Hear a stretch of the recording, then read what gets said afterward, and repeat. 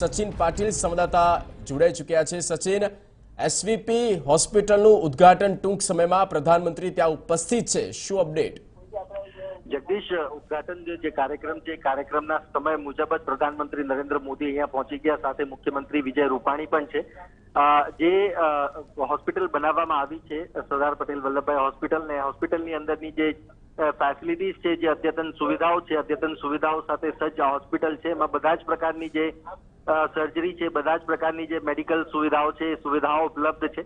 અને 750 કરોડના ખર્ચે બનાવાયેલી જે આ હોસ્પિટલ છે, હોસ્પિટલની અંદર જે લેબોરેટરીઝ છે એમાં જે અલગ અલગ વિવિધ પ્રકારના જે મેડિકલ પરીક્ષણ થતા હોય છે, ત્યારે એ ટેસ્ટ માટેની પણ સુવિધા અહીંયા જ છે।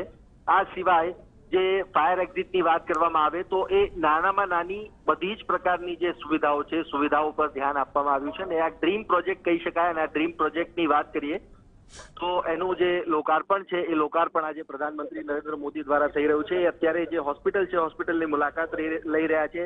એ જે જનરલ વોર્ડ છે, જનરલ વોર્ડ સિવાય જે ઓપરેશન થિયેટર્સ છે અને જે પણ સુવિધાઓ અત્યારે અંદર જે ઉપસ્થિત છે, જે અંદર રાખવામાં આવી છે હોસ્પિટલમાં, ત્યારે બધી જ જે સુવિધાઓ છે, સુવિધાઓનું અત્યારે એ જે છે એ સુપરવિઝન ને એક જે છે એની મુલાકાત પ્રધાનમંત્રી નરેન્દ્ર મોદી અને મુખ્યમંત્રી વિજય રૂપાણી અત્યારે લઈ રહ્યા છે।